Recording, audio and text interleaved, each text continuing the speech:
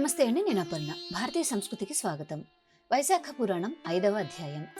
నారదుడు చెప్పిన మాటలు విని అంబరీష మహారాజు, మహర్షి, తపస్సు ఇతర ధర్మాల కంటే వైశాఖ మాసమే గొప్పదని చెప్పారు కదా, అది నాకు సరిగ్గా అర్థం కాలేదు. అసలు ఈ నెల అంత ప్రత్యేకం కావడానికి కారణం ఏంటో వివరంగా చెప్పండి అని అడిగాడు.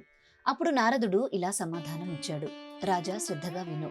ప్రళయకాలంలో లోకమంతా అంతమైపోయినప్పుడు శ్రీ మహావిష్ణువు లోకాలన్నింటినీ తన కడుపులో ఉంచుకొని శేషపాన్పుపై పడుకున్నారు.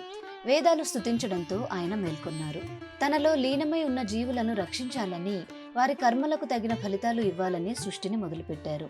ఆయన నాభి నుండి ఒక బంగారు పద్మం పుట్టింది. దాని నుండి బ్రహ్మదేవుడు పుట్టాడు. బ్రహ్మతో పాటు 14 లోకాలను, ప్రాణులను, ప్రకృతిని, పద్ధతులను, వర్ణాశ్రమ ధర్మాలను సృష్టించారు. ధర్మాన్ని కాపాడడం కోసం వేదాలను, పురాణాలను, స్మృతులను ఇచ్చి వాటిని ప్రచారం చేయడానికి ఋషులను పుట్టించారు. ప్రజలందరూ ఆ ధర్మాలను పాటిస్తూ విష్ణువుకు సంతోషం కలిగించేలా జీవించసాగారు. తాను సృష్టించిన ప్రజలు ధర్మాన్ని ఎలా పాటిస్తున్నారో స్వయంగా చూడాలని విష్ణుమూర్తి అనుకున్నారు. అప్పుడు ఆయన ఇలా ఆలోచించారు.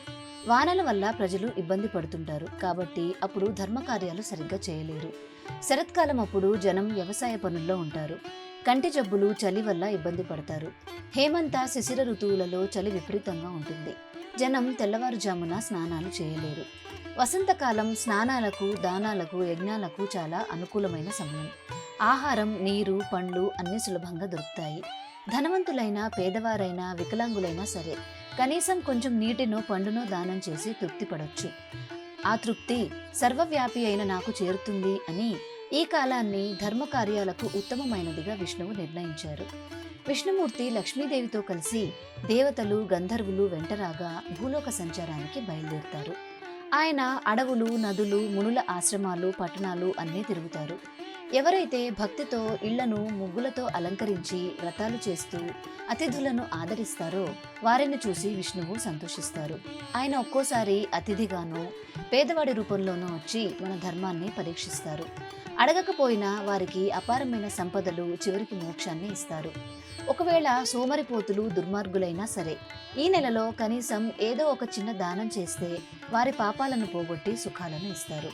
ఒక రాజు తన పరివారంతో కలిసి ఊర్లకు, అడవులకు వెళ్ళినప్పుడు ప్రజలు భక్తితో రాజును దర్శించుకొని పళ్ళు, పూలు కానుకగా ఇచ్చి, ప్రభు, మీ పాలనలో సుఖంగా ఉన్నాం అని మొక్కుకుంటే రాజు సంతోషించి వారి పన్నులు తగ్గించి మరిన్ని సౌకర్యాలు కల్పిస్తాడు. అలా కాకుండా రాజు వచ్చినా పట్టించుకోకుండా, గౌరవించకుండా ఉంటే రాజుకు కోపం వస్తుంది. మహావిష్ణువు కూడా అలాగే వైశాఖ మాసంలో మనల్ని పరీక్షించడానికి వస్తారు. ఈ సమయంలో చేసే చిన్న పూజ అయినా సరే ఆయనకు ఎంతో ప్రీతిని కలిగిస్తుంది. ఈ నెలలో విష్ణువునే కాకుండా శివుణ్ణి లేదా ఇతర దేవతలను, సజ్జనులను పూజించినా అది విష్ణువుకే చెందుతుంది. వైశాఖ మాసం అనేది విష్ణుమూర్తి మనకు పెట్టే పరీక్షాకాలం వంటిది. కార్తీక, మాఘమాసాల కంటే ఇది అందుకే గొప్పది. మన శక్తి కొద్దీ భక్తితో పూజలు, దాన ధర్మాలు చేసి ఆ స్వామి అనుగ్రహం పొందడమే మన బాధ్యత అని నారదుడు అంబరీషుడికి వివరించాడు. వైశాఖ పురాణం 5వ అధ్యాయం సమాప్తం. మీకు ఈ వీడియో నచ్చిందా? నచ్చినట్లయితే లైక్ చేసి మీ బంధుమిత్రులందరికీ షేర్ చేయండి. మిగిలిన పురాణాలను కూడా చూడాలి అనుకుంటే మన భారతీయ సంస్కృతి ఛానల్ని సబ్స్క్రైబ్ చేసుకొని బెల్ ఐకాన్ని యాక్టివేట్ చేసుకోండి. తిరిగి రేపటి పురాణంలో మళ్ళీ కలుసుకుందాం. నమస్కారం.